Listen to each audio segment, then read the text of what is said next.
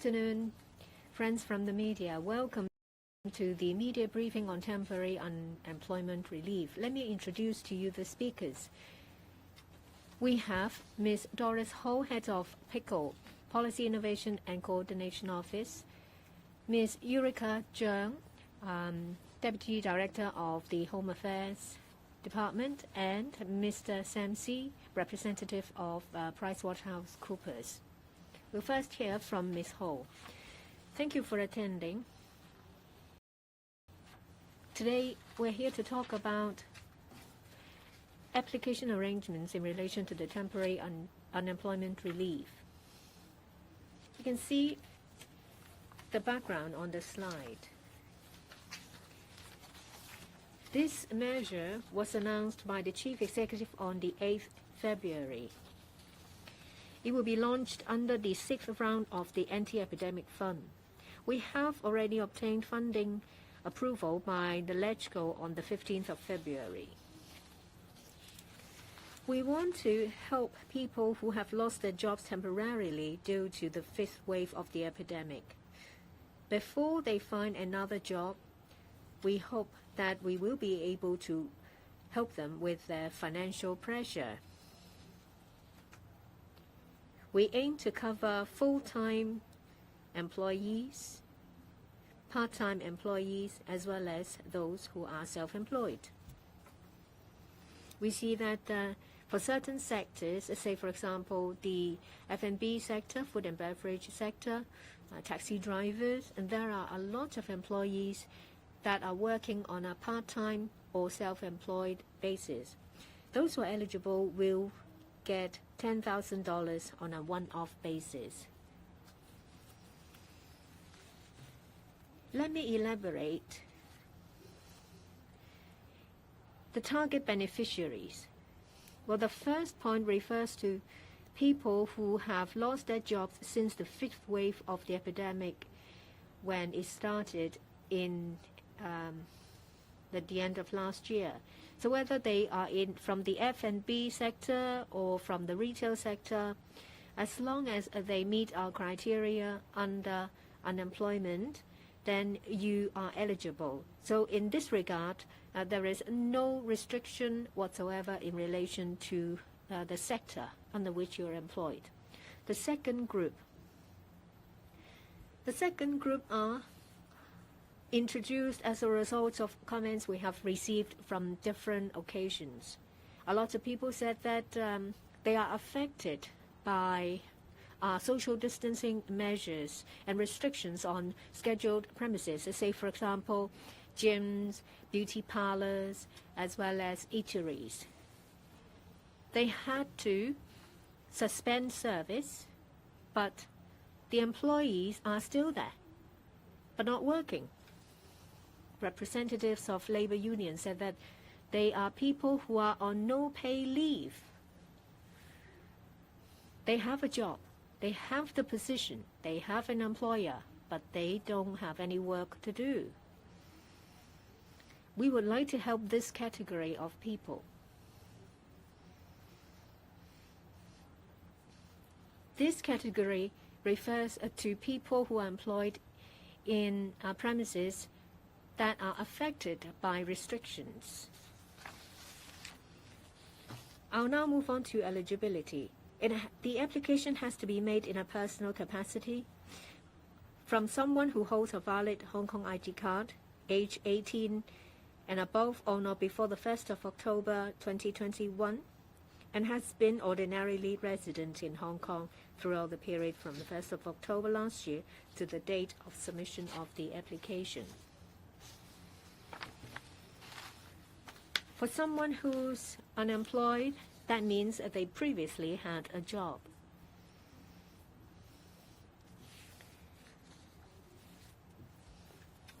That refers to people who has worked for at least 1 month during the 3-month period from the 1st of October to the 31st of December 2021, and their monthly salary is between $2,700 and $30,000. Regarding their employment status,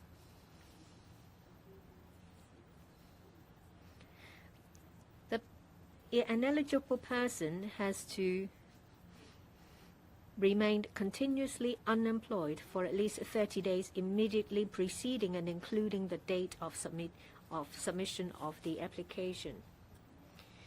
Well, now I go back to those who have no work as a result of tightening of social distancing measures announced at the beginning of January. There are 13 scheduled premises that have been ordered to close. That means starting from early January, they are no longer able to operate. So you see a list of the 13 scheduled premises. And that also include eateries that have had their evening dining services suspended, as well as bars and pubs. So people who are asked not to work for short period of time, they don't have any work to do, but they still have a post in the company. What are the factors that affect a person's eligibility? The following persons are not eligible.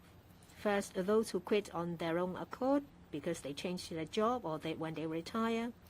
They still have one paid job or more than one on the day of submission of an application. Those who are receiving CSSA, Comprehensive Social Security Assistance, and also those who benefited from specific measures of the 6th round of anti-epidemic fund. What are these specified measures? These 7 are the specified measures. We have shortlisted the measures that are applied on a personal or individual basis. If you have applied for relief under these measures, you cannot apply to get the subsidy from us. You may make an application online. This is a more speedy way of application so that we can receive applications from those who need our help. In this way, we will be able to dispense the relief more quickly. The application period is from the 23rd of March, that is next Wednesday, at 8 a.m. to the 12th of April at 11:59. The application period lasts for 3 weeks. We hope that the majority of applications submitted will get the relief within 3 to 4 weeks. We try to expedite the time as much as possible. We, together with PricewaterhouseCoopers, have set a target. We aim to disperse the subsidies within 3 to 4 weeks. So we hope that we will be able to do that.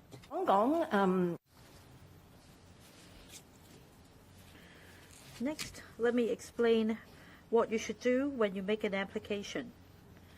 For the majority of applicants, we expect them to be employees or self-employed persons with MPF accounts. So what they need to do is to go to our website, and in a moment we'll show you the address. You'll need to fill in an online application form. We'll also require the applicants to upload unemployment proof or proof of suspension from work. Now, if you don't have any of the above, then you should refer to the bracket here. We'll also accept self-declaration forms. In other words, the applicants can just write in and tell us and declare, starting when they've been suspended from work or been unemployed. Now, for self-employed persons with MPF self-employed person accounts,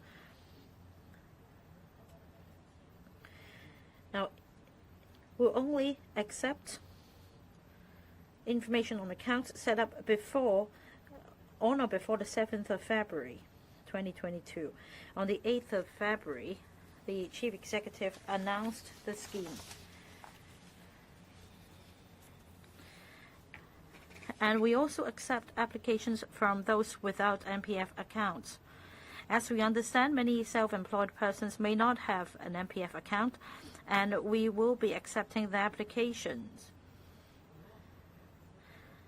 Yet they will be required to submit extra information for the purpose of vetting. Similar to persons with MPF accounts, they will go through the same procedures and fill in extra information. For example, they need to fill in an online application form, and they also need to upload certain documents. For those with MPF accounts, they will need to upload only unemployment proof. And here, if you don't have an MPF account, you need to upload income proof before you fall out of employment at the time when you submit the application. Disbursement. Payments will be made via auto-pay, and to simplify the procedures, when the online application is made, we will verify whether the applicant concerned took part in the cash payout scheme in 2020. That is, as announced in the budget of 2020, that each eligible applicant would receive $10,000. Now, for applicants who also took part in the cash payout scheme, information will automatically be displayed showing the bank account used, and with the same bank account, disbursements can be made expeditiously. However, if the applicant hasn't taken part in the cash payout scheme, or if the applicant would like to use another bank account, they would be required to provide information of the new bank account together with information, for example, name of the account holder, which should tally with the name of the applicant.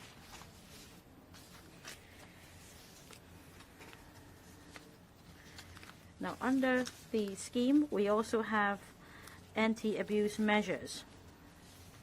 As explained just now, the applicant is required to upload, for example, income proof, unemployment proof, or self-declaration of such. And if necessary, we may require applicants to submit the original for vetting and verifying the information. After disbursement of subsidy, we will review the applications by sample checking, because we want to make sure that the subsidy will actually arrive in the hands of the needy. The applicant will also need to fill out a declaration in the application form,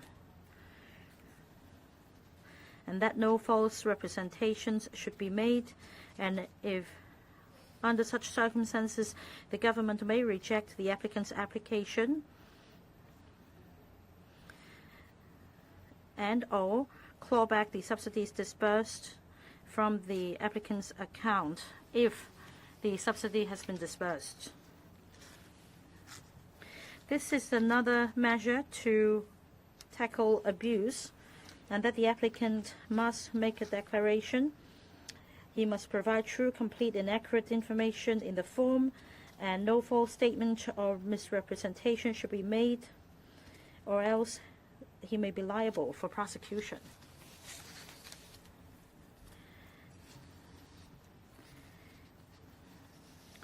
Now, for online applications, we try our best to help applicants complete their application. You will find the web address here. It's been commissioned, and we'll start receiving applications only on the 23rd of March.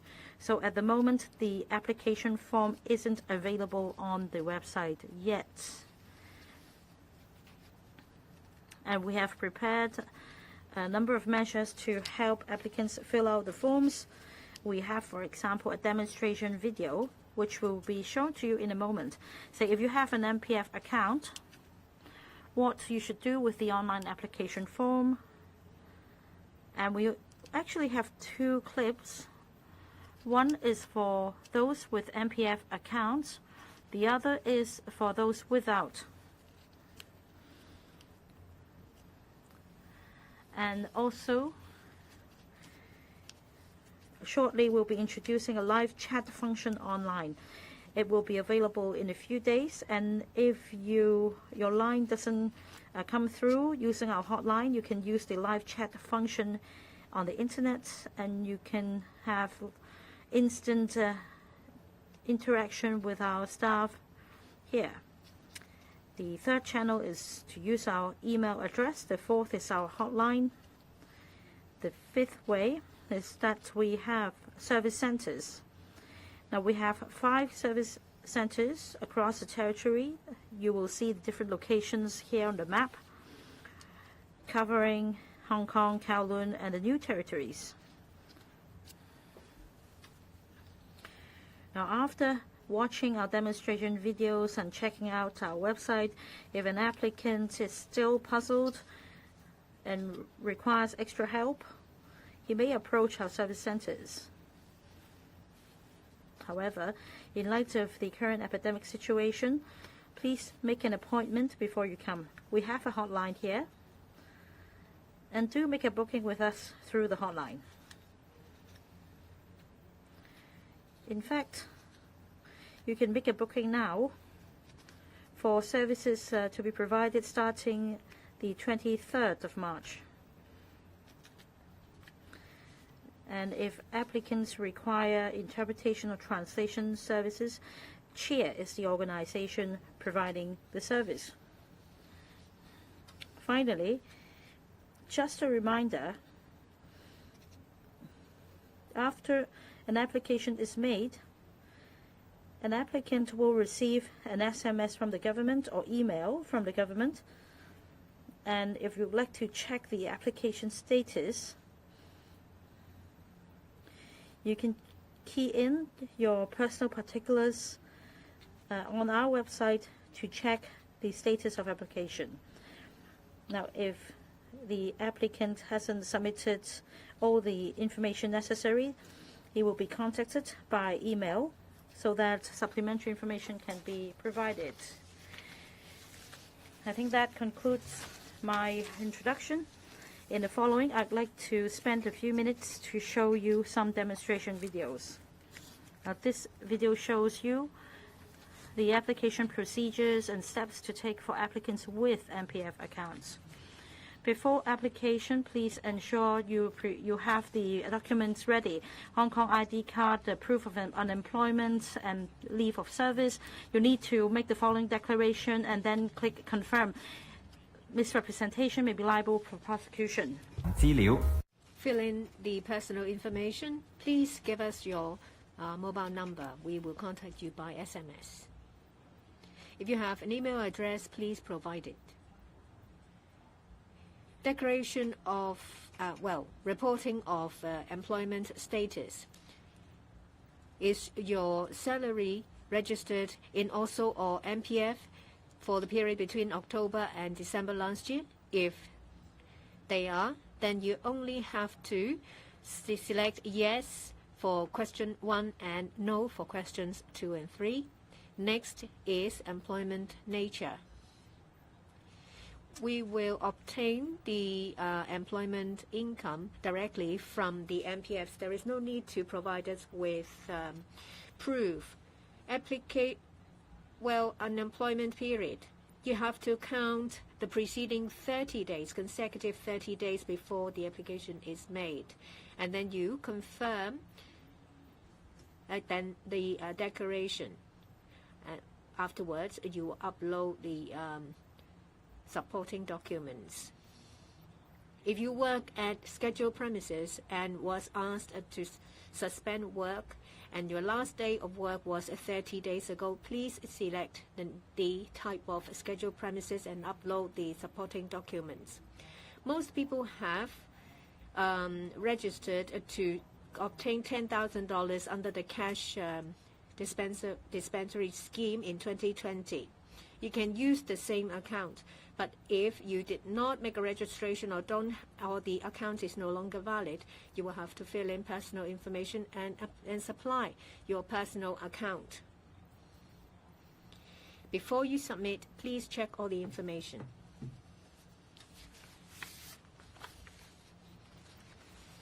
When you see your application number, it means that your submission is successful. If you want to check progress, please log on to the website using your personal particulars. You may also make use of our hotline or email to contact us.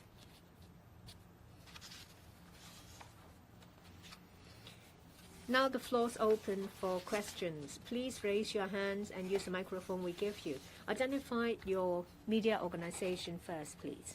The gentleman over here.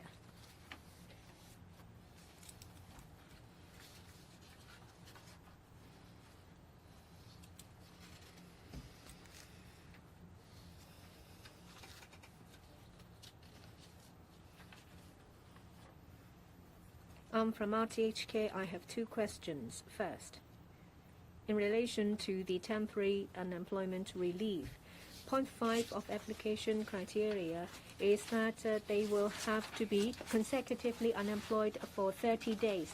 What about those who work on a casual basis? They may only work several days and then stop.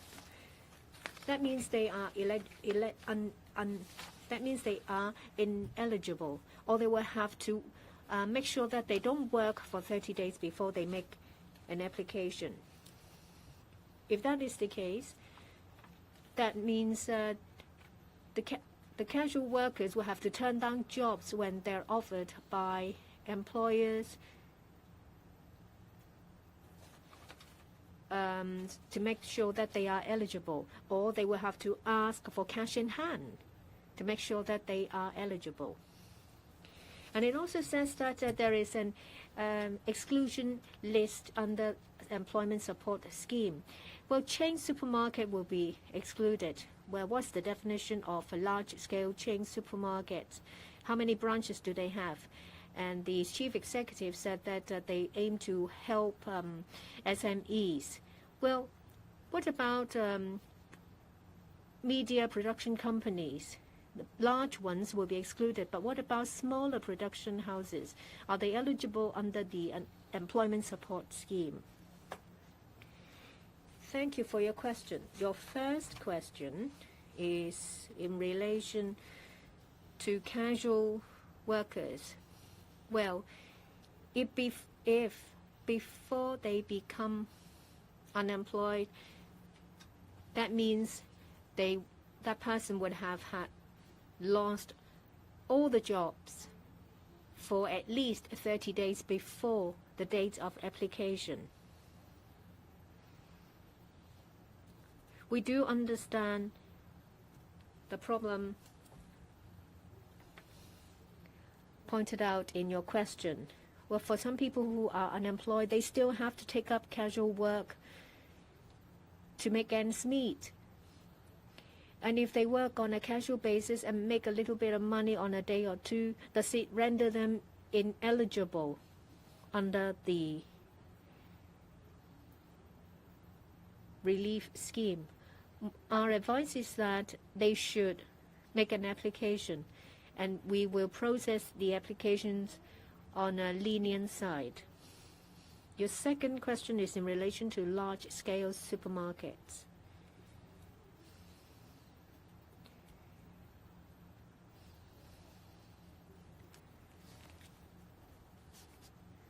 You will have the transcript of the chief executive's words at the press conference this morning. In relation to the broadcasting sector, well, perhaps I was speaking too quickly. That's why you misunderstood. I will clarify now. Broadcasting sector, regardless of the size of the companies, will not be included in the exclusion list. Let me repeat.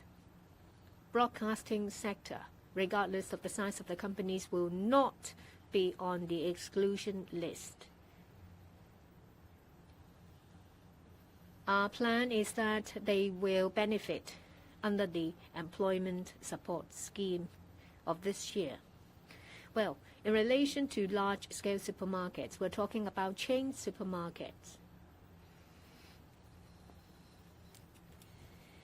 In 2020, when we first launched the ESS, there were comments that chain supermarkets were not heavily affected by the epidemic.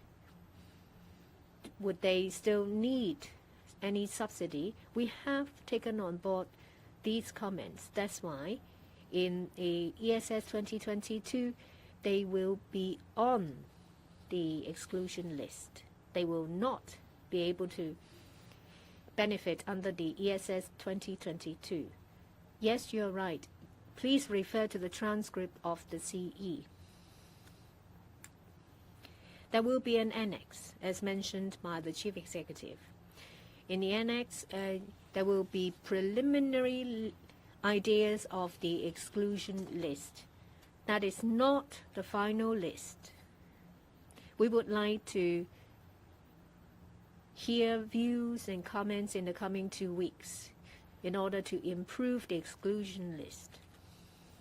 You see in the annex of the proposed exclusion list that we are not saying that the companies or sectors on the exclusion list would definitely be excluded. In ESS 2022, we would like to mainly help SMEs. For a company employing less than 50 employees, they will be able to benefit. So there is this limit of number of employees. If an enterprise employed under 50 people, then they can benefit under the ESS 2022. Next question. Cable. First, about the ESS. This morning, the Chief Executive said that the employers could pick a cap. One is based on the number of eligible employees under ESS 2020. The other is another cap to be set. Can you explain more about the cap? How is it worked out? Second question. Now about temporary unemployment relief for premises with the operation of which has been suspended or restricted. Now, if during the application period the government decides to relax the social distancing measures and that employers can resume work, will these employees still be eligible? What about employees working in hair salons or hairdressers? Will they be eligible? Because it seems that the date when the premises were ordered to be suspended eclipsed with your application period. Now, the unemployment rate announced yesterday was 4.5%. It is expected to increase to 5%. Do you expect the number of recipients to go up? And are there sufficient allocations under the AEF to help the surge in the number of applicants? Thank you for your question. Let me answer the second and the third questions on ESS.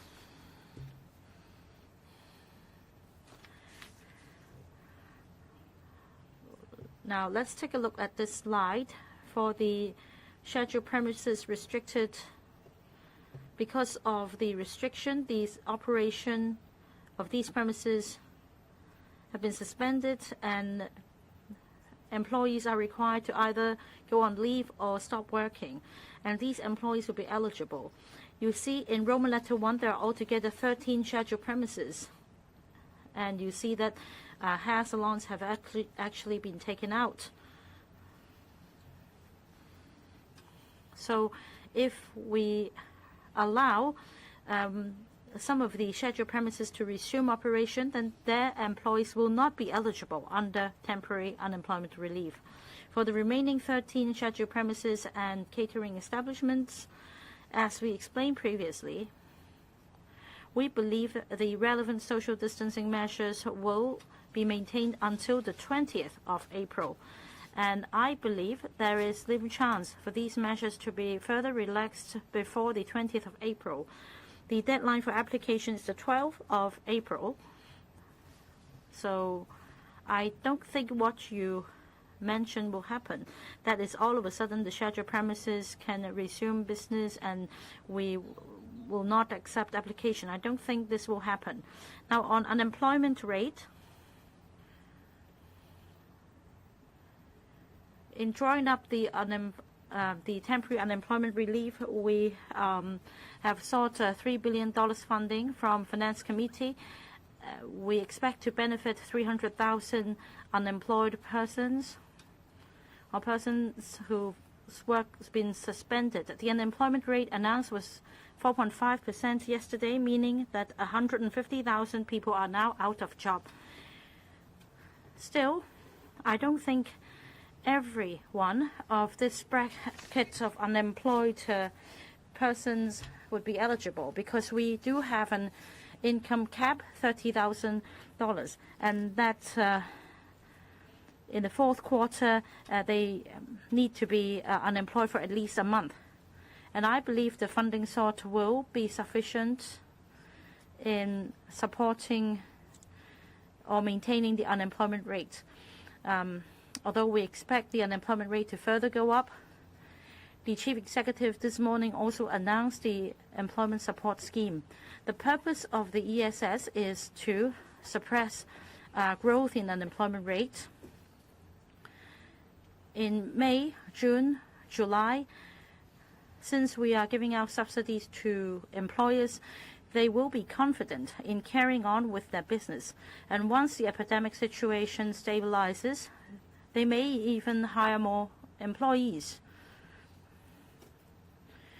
Now, we do envisage a rising unemployment rate, and yet we are drawing up measures with a view to slowing down the rise in unemployment rate. Finally, your question on ESS. There are two caps. The first cap applies to applicants who are employers.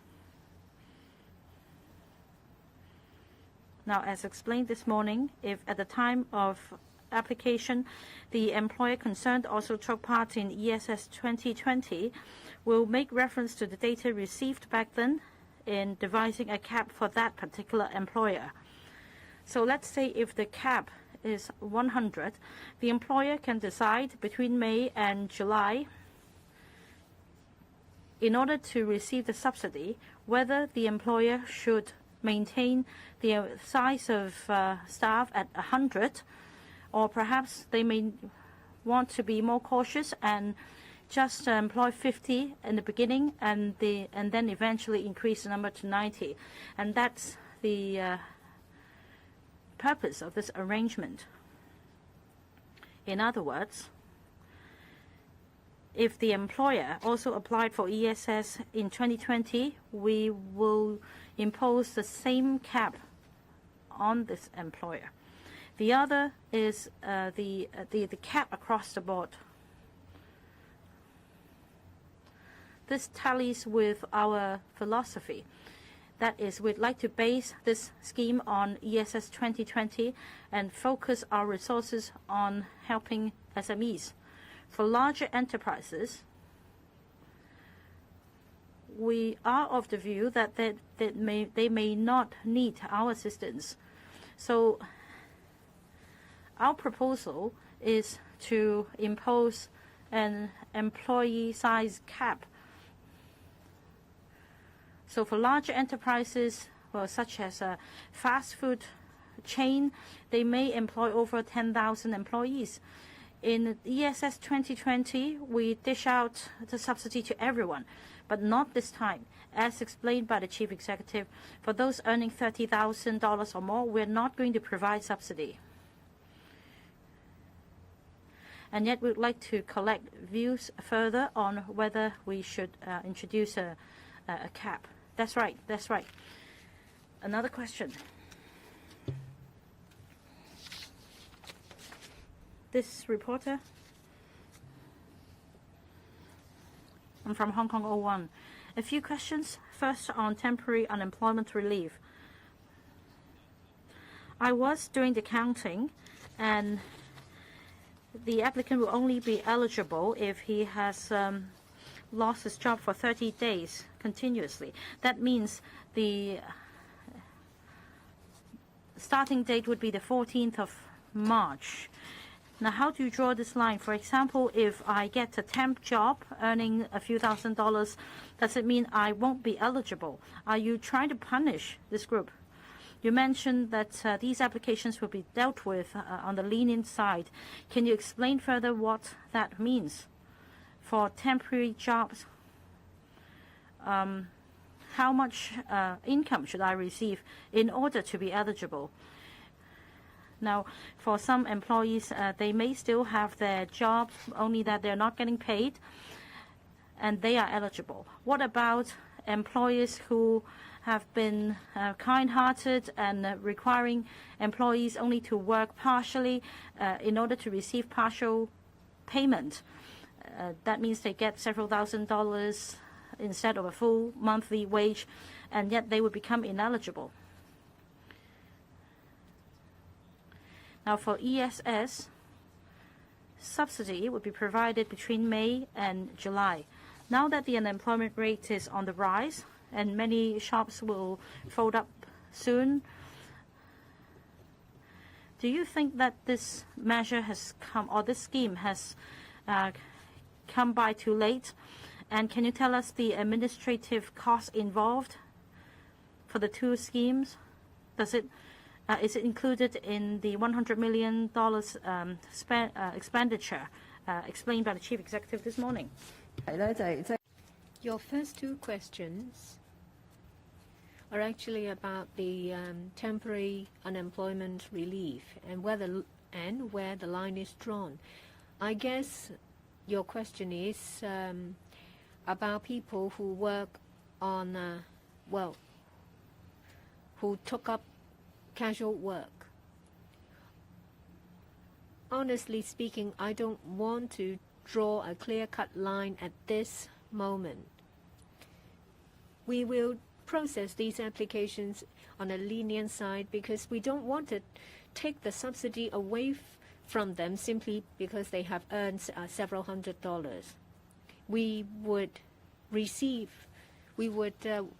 to receive these applications and consider all the factors and the different applications before we decide where to draw that line. We don't want to take the $10,000 away from people who have only earned maybe just several $100 or $1,000 or so. You talk about we're only receiving 80% of their salary. Well, you're right. We are unable to help them under the relief scheme because the person can only be eligible when they are actually unemployed or when they have their work suspended. It's not the case that we try to compare who is more miserable before we pick the most miserable group to help, but still we have to accord priority. We do think the priority should go to those who are unemployed or whose work has been suspended. I do not agree with your last point.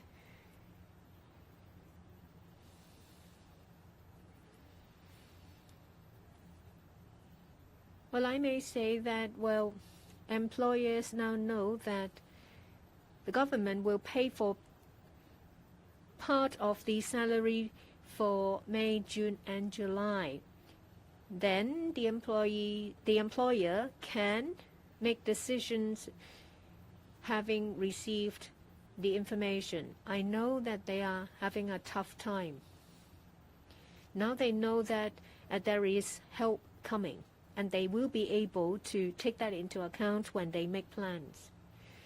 When the announcement is made, I do think that employers will plan accordingly. Administrative cost under the temporary unemployment relief, we hope that we'll be able to compressed it to 3% of the subsidy amount. That percentage is not high. Let me give you some comparison. Well, under the community care fund, the administrative cost is 7%. We know that you're very concerned about the administrative cost. We will try to keep it to as low a level as possible. For NGOs who take up the work for us, they only charge us a fee that is on a cost recovery basis. The amount mentioned by the chief executive was under the employment support scheme was only an estimate. We don't have any figures about the administrative cost yet. From Now TV, I'd like to ask about the ESS. Just this morning, the chief executive said that the $8,000 will have to be used to pay towards employee salary. How do you verify that? Does it mean that enterprises will have to submit salary information? And if the amount does not reach employees, what can they do to seek relief? Enterprises cannot sack these employees once they have received support from the ESS. That means they will have to be confident that the company will continue to operate. However, things are uncertain in the fifth wave. Do you reckon that the number of applications will be less than the 2020 ESS? In relation to the temporary unemployment relief, previously labor unions said that subsidies should be dispensed on a monthly basis. Have you taken that have you considered those views? Do you think that your approach does not meet the expectations of the public in relation to the 5 service centers? Well, for someone who can't submit the application online and they go to these service centers, are they going to submit an online application at the center, or can they take paper forms? Previously, in similar schemes, we see long queues outside service centers. What are you going to do to tackle that problem? Your first question is in relation to ESS. It's $8,000 per employee. How do we ensure that the $8,000 will reach the employees? We're still working out the details. However, there are some preliminary ideas. We can check the contribution towards MPF. For May, June, and July, the employees' income over this period should not be lower than $8,000. That means the MPF contribution should not be less than $400.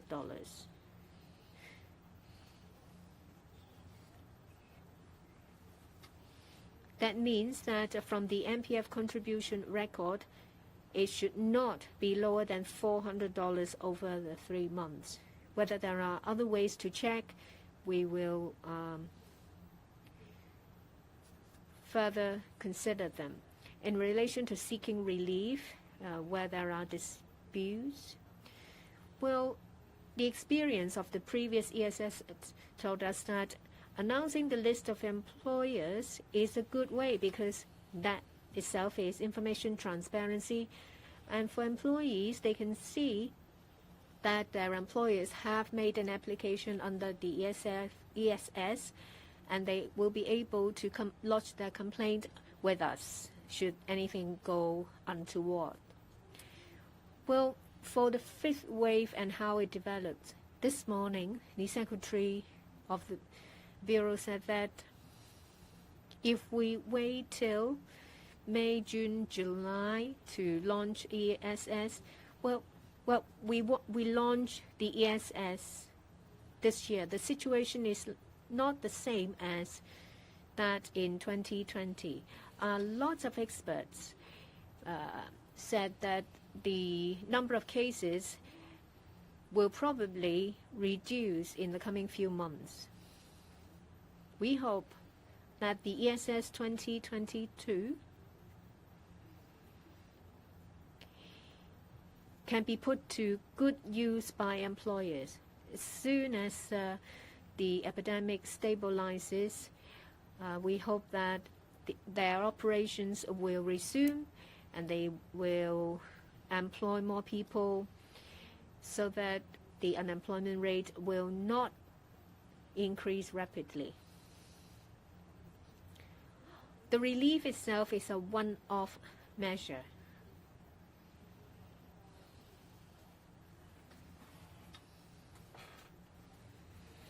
You talk about something of a longer term and of a regular basis. I think we'll have to leave it for other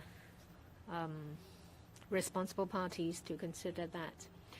For the 5 service centers, we welcome applicants to visit these centers if they can't handle the application themselves.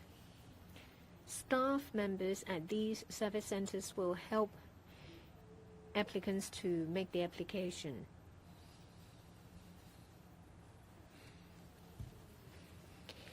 We understand that people will be anxious and would like to visit these centers as soon as they start operating over the first few days. But please make an online appointment first before they go there. We have spoken to PricewaterhouseCoopers. We hope that there won't be any queues. And should there be queues?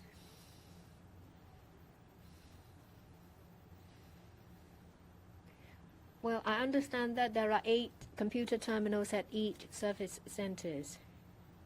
And should there be a queue, there will be staff members helping those who are in the queue with tablets to make the application. We don't want people to congregate because of the epidemic being still serious. That's right. There is always a capacity limit to service centers, but we'll keep watch of the situation. If they are very popular, we will consider expeditiously boosting the service capacity to meet the demand. Next question. This third lady here. The Morning Post. I have 3 questions. The first has to do with the temporary unemployment relief. You mentioned in the slides that people who are self-employed can also apply for the relief. So do the same eligibility criteria apply? So they should have had like $2,700 to $30,000 income in 1 month, and also they just have to prove that they didn't have any work in the past 30 days. The second and third question has to do with the ESS. Some SMEs have said that the support scheme should be accompanied by loosened social distancing measures because they say unless that's the case, this won't really help them that much. So my question is, does the government plan on facilitating the ESS with laxer social distancing measures, that is before the current plan to loosen it on April 20th? The third question is, the CE said the data for the latest ESS, such as employee numbers, will be based on those submitted by the applicants in 2020. And the F&B industry leader said that data is very outdated. So will the government consider referring to data between October and December 2021, so last year before the 5th wave? And does the government think that the 2020 data is possibly outdated? Okay, thank you for your question. Yes, so you're right. As for the temporary unemployment relief, the income eligibility, that is the income of the applicants before should not exceed 30,000 per month. that requirement also applies to a self-employed person. So same criteria, irrespective of whether the applicant is a full-time, part-time, or self-employed. Yeah, that's my answer to your first question. As to your second question about the social distancing measures, I think the government is fully aware that the society is really looking forward to some relaxation of the social distancing measures. But the present epidemic situation does not allow us to do so. But we are aware of the community sentiments. As the chief executive has suggested, she is going to give a report to all people through her daily press conferences about what are we going to do with the social distancing measures. Because the present social distancing measures are valid until 20 April. Yeah. So what's next? She is going to give an account to you at the daily press conference. As to your last question, whether our data is, if we use the 2020 ESS data to set the limit, whether the data is outdated, I tend not to think so, because at that time, the 2020 ESS data, the situation, the unemployment situations is the employment situations is still pretty good. So at that time, employers were employing a large number of staff. So if we use that as a cap, I think it's a generous cap. So and this is just meant to be a cap. If the employer is not confident that he's going to employ the same number of people, he can apply for a smaller number. Thank you. 下一個提問。 Next question. This gentleman.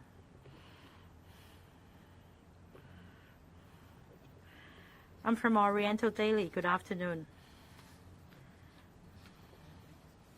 My question is this.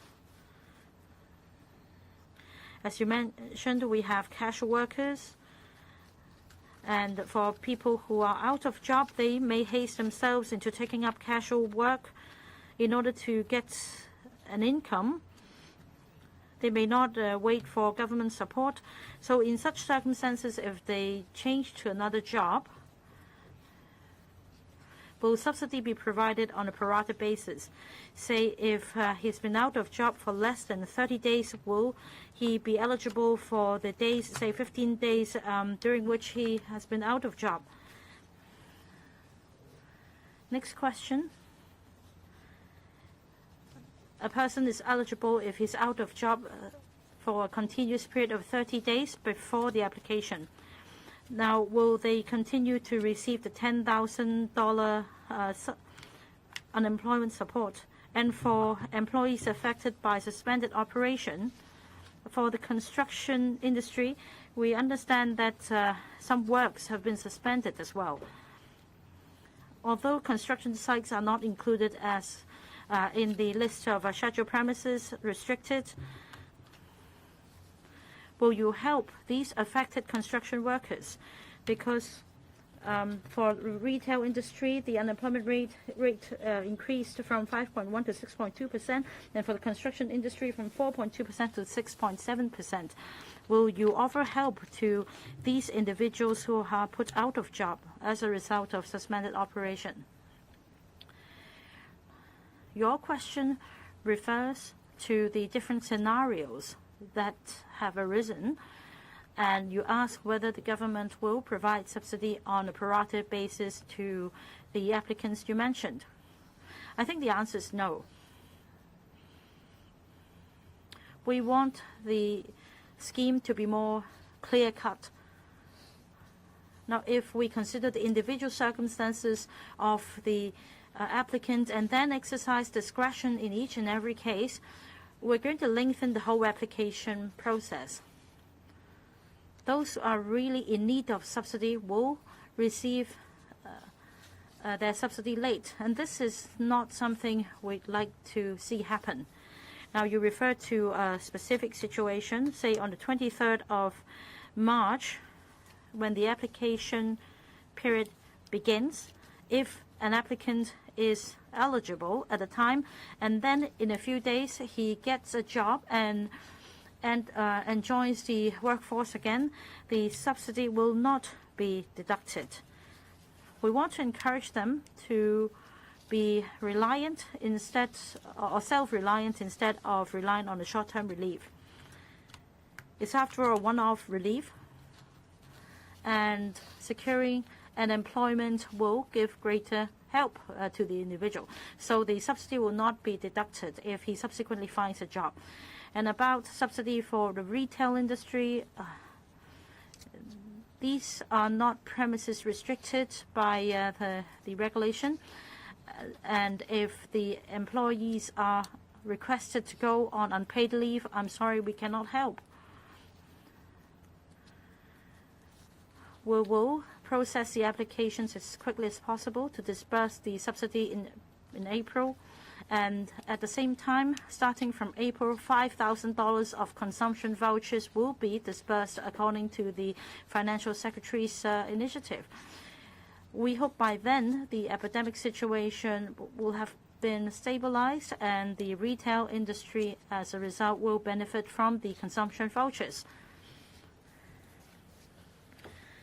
Now, for the construction industry, it is not that there are no openings. It is only because of the epidemic that people are unable to work. So by the time the epidemic stabilizes, construction workers will be able to resume work, and it's hoped that the unemployment rate will therefore be slowed down. Hello. I'm from TVB. Just now, it was mentioned that those who worked on a casual basis when they're unemployed can still make the application to see. Well,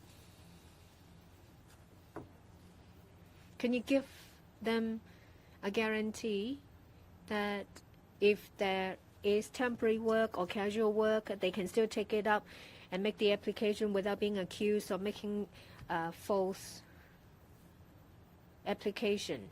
Well, I see that under the ESS and in the annex,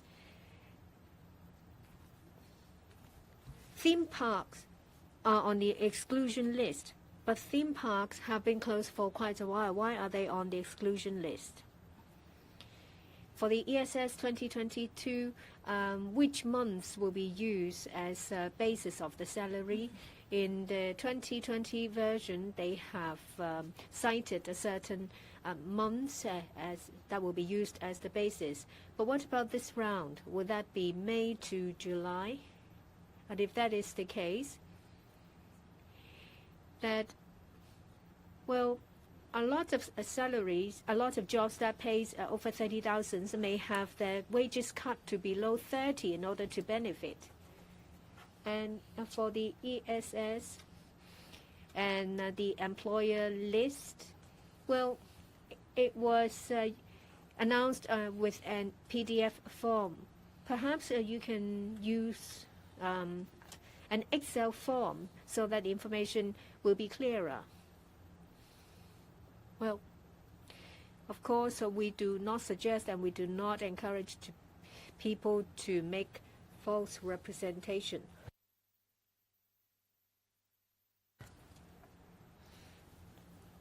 They can make that situation clear to us on the application.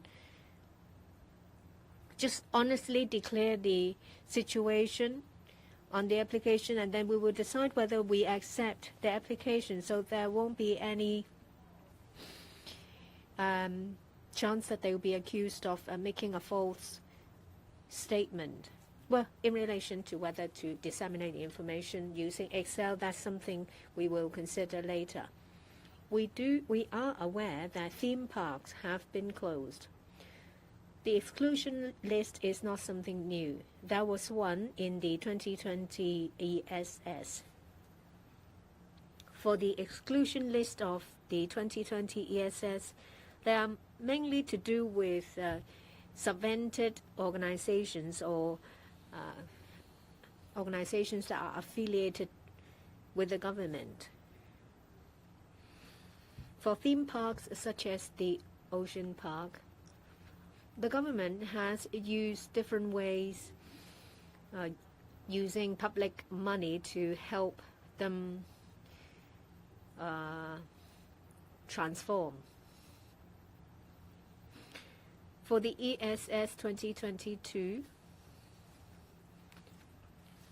well, for say a certain employer, we will set the cap based on information in 2020. As long as the cap is not exceeded, then they can give us the undertaking of how many employees they will employ for May to July. This time round, we use a uniform amount. It's an across-the-board $8,000. It seems that the problem you've outlined doesn't have to be tackled this time. Time's almost up. Any questions? Well, if there are no more questions, thank you very much. That's the end of the media briefing. Sorry, speakers of mic.